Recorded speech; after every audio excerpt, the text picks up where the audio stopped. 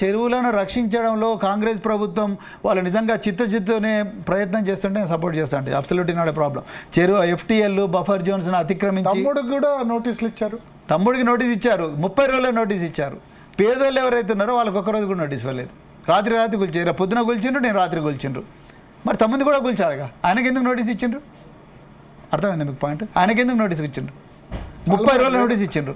High court పోవచ్చు, హైకోర్టులో relief తెచ్చుకోవచ్చు. రిలీఫ్ వస్తుందో రిలీఫ్ రాదు మనకు సంగతి. హైకోర్టు పోయే అవకాశం అయితే ఇచ్చిండ్రుగా, మరి పేదోళ్ళకు కూడా ఇవ్వండి. నేను అదే అంటున్నా. ఇదంతా ఏంటంటే కేటీఆర్ కూడా టైం ఇచ్చినట్టున్నారు. కేటీఆర్ కూడా హైకోర్టుకు వెళ్ళారు.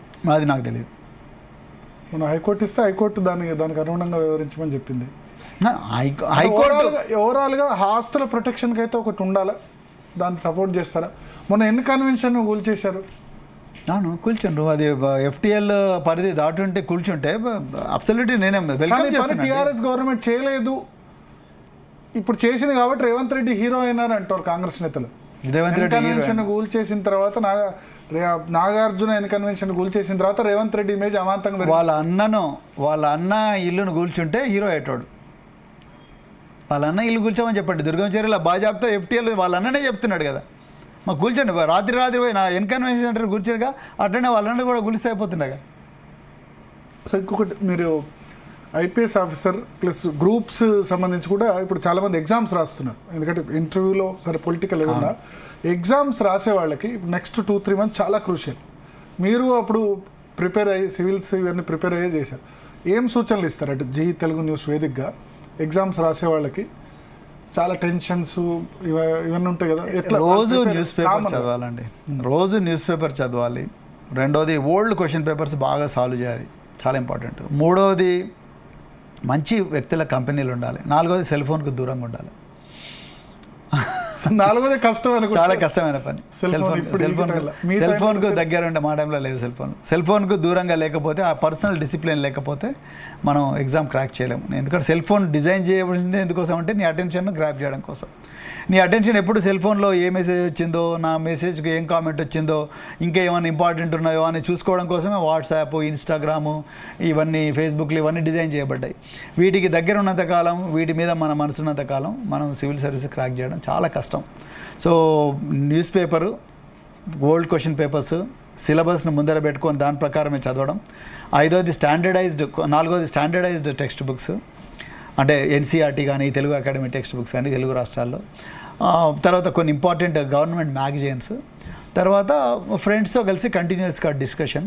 మంచి కంపెనీ అన్నారు. మంచి కంపెనీ అంటే మంచి ఫ్రెండ్స్, అంటే బాగా సీరియస్గా ప్రిపేర్ అయ్యే ఫ్రెండ్స్. అంతే తప్ప 2 గంటలు చదివి 3 గంటలు పడుకొని వారానికి 2 సార్లు లిక్కర్ పార్టీ, తర్వాత ఒకసారి సినిమా, తర్వాత ఒకటి OTT చూసుకొని నెట్ఫ్లిక్సో లేకపోతే ఆహాలోనో తెలుగు సినిమా చూసి ఆహ్లాదంగా బతికే వాళ్ళకి అది సివిల్ సర్వీసెస్ ప్రిపరేషన్ వర్కౌట్ కాదు. తర్వాత కంటిన్యూస్గా ఓల్డ్ పేపర్స్ ప్రిపేర్ కావాలి. ఓల్డ్ పేపర్స్ కంటిన్యూస్గా చూసి సిలబస్ ముందర పెట్టుకోవాలి. సిలబస్ దాటి బయటికి పోకూడదు. అది చాలా చాలా ఇంపార్టెంట్. తర్వాత ఓల్డ్ పేపర్స్ న్యూ టెస్ట్ సిరీస్లో కంటిన్యూస్గా చేస్తే ఏమవుతుందంటే మనకు కంఫర్ట్ లెవెల్ పెరుగుద్ది. తర్వాత ఫెమిలరైజ్ అవుతాం మనం ఎగ్జామ్ ప్యాటర్న్తో, దానివల్ల చాలా ఈజీ అవుతుంది. లేకపోతే రైటింగ్ కూడా మనమే కంటిన్యూస్గా ఆన్సర్లు రాసుకుంటూ మన ఫ్రెండ్స్తోని పీర్ చెకింగ్ అంటారు, ఆ ఫ్రెండ్స్తోని చెకింగ్ చేసుకుంటూ ఉండాలి. సో అట్లా ఫ్రెండ్స్ క్వశ్చన్ పేపర్లు మనం దిద్దాలి, మన క్వశ్చన్ పేపర్స్ వాళ్ళు దిద్దితే కొంత మనకు తెలుసు, అంటే మనం ఏ లెవెల్లో తెలుస్తుంది. తర్వాత ఒక మెంటర్ ఉండాలి, ఎవరైనా కొంచెం వీటి మీద కొంత అనుభవం ఉన్న వ్యక్తులు ఎవరైనా మెంటర్ ఉంటే చాలా బాగా నడుస్తుంది. రేపు BRS BJPతో కలిస్తే కలవరండి. కేసీఆర్ గారు లౌకికవాది. 2009లో లుధియానాలో కలిసేటోడైతే, కేసీఆర్ గారు కలిసేటోడైతే, నిజామాబాద్లో ఎండ లక్ష్మీనారాయణకు సపోర్ట్ చేశారు. కేసీఆర్ గారు కలిసేటోడైతే పూర్తిగా భుజం ఇద్దరు కలిసి వినండి. కేసీఆర్ గారు కలిసేటోడైతే కల్వకుంట్ల కవిత గారు జైలు కోరు. సింపుల్.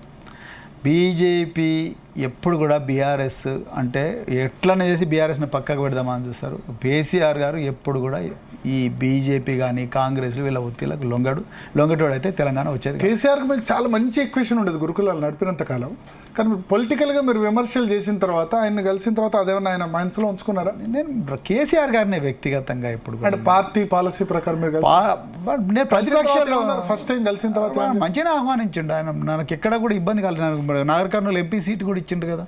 సో నాకు ఎక్కడ కూడా నా కోసం ప్రచారానికి కూడా వచ్చారు నాగర్ కర్నూలుకు. నాకు అట్లా ఎక్కడ కూడా ఇబ్బంది అయినట్టుగా నాకేం అనిపించలేదు. సో దానివల్ల నేను ఇబ్బంది పడలేదు, వారు కూడా ఇబ్బంది పడలేదు. నేను ఎక్కడ కూడా. కానీ మీలాంటి కాన్సెప్ట్తో ఉన్నవాళ్ళు జిగ్నేష్ మేవాని కానీ చంద్రశేఖర్ ఆజాద్ కానీ వీళ్ళందరితో కలిసి ఒక ప్లాట్ఫామ్ ఏర్పాటు చేసే అవకాశం ఉందా ప్రవీణ్ కుమార్ ఫ్యూచర్లో? నాకు ఇప్పుడైతే ఆలోచన లేదండి. ఎందుకంటే నేను ముందు తెలంగాణలో ఉండే బహుజన వర్గాలందరినీ ఒక గొప్ప మార్గంలో తీసుకుపోవాలని అనుకున్నాను. దానికి ఒక బీఆర్ఎస్ ఒక మంచి ప్లాట్ఫామ్ అనుకున్నాను.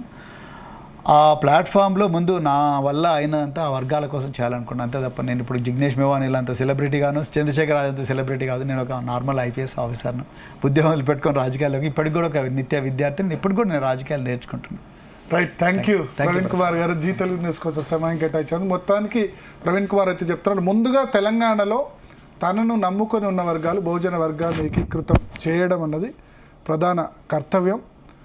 బీజేపీ ఆర్ఎస్ఎస్ ఎప్పుడు కూడా తన మీద తప్పుడు ప్రచారం చేస్తూనే ఉంటాయని ఆయన చెప్తున్నారు. ఇది ఆర్ఎస్ ప్రవీణ్ కుమార్తో బిగ్ డిబేట్ విత్ భరత్. మరో బిగ్ డిబేట్లో మళ్ళీ వెళ్దాం.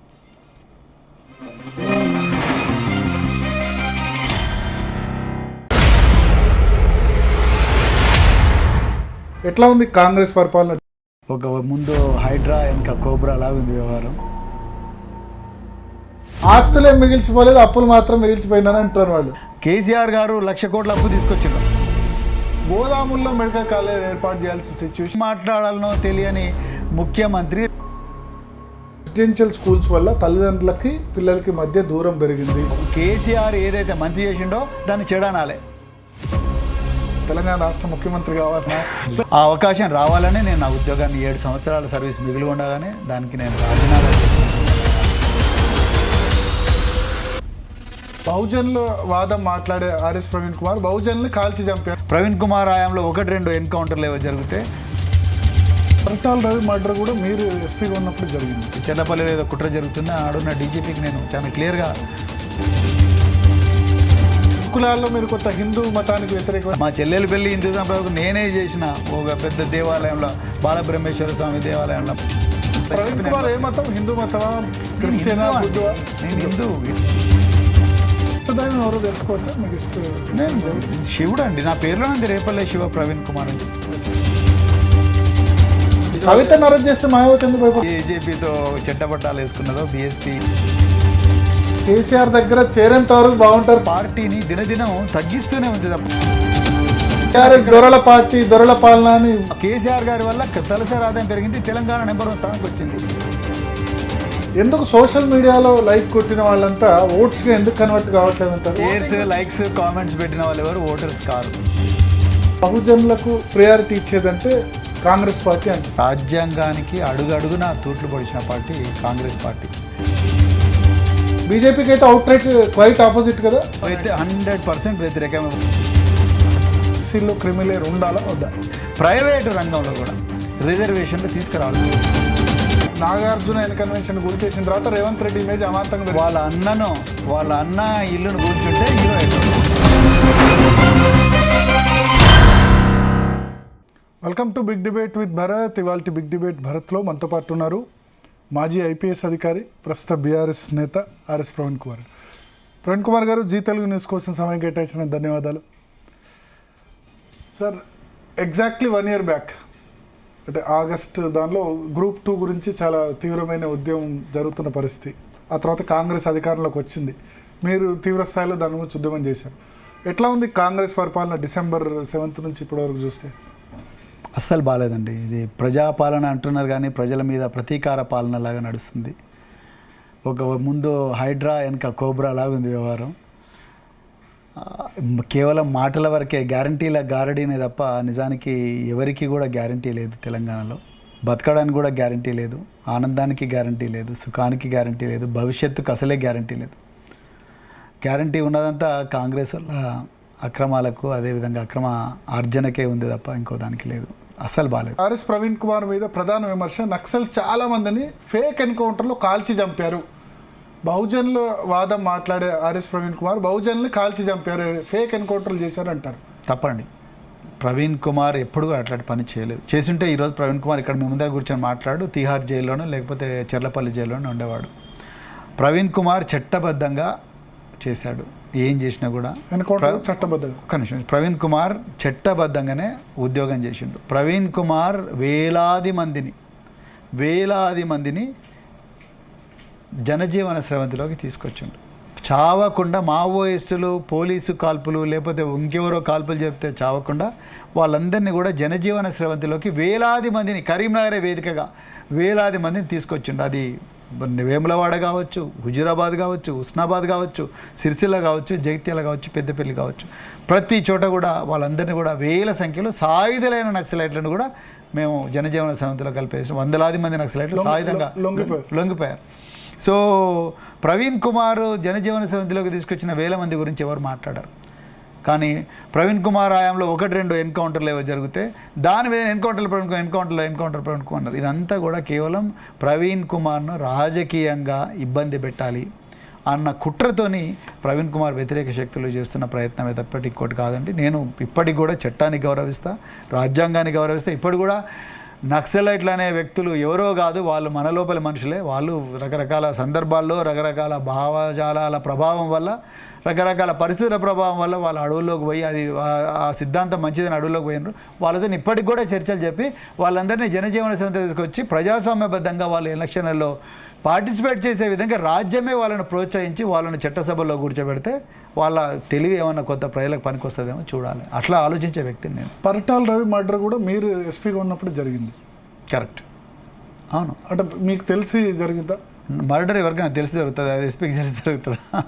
అంటే దానిలో స్టేట్ ప్రమేయం ఉంది అని అప్పట్లో పరిటాల రవి ప్రాణాలకు ప్రమాదం ఉంది అని ఆ రోజు ఆర్ఎస్ ప్రవీణ్ కుమార్ ఆనాడున్న కాంగ్రెస్ ప్రభుత్వానికి ఇన్ రైటింగ్ ఇచ్చిండు. మరి ఆ ప్రభుత్వం ఆ రోజు దానికి సంబంధించిన చర్యలు తీసుకున్నందుకే పరిటాల రవి కుట్ర అనేది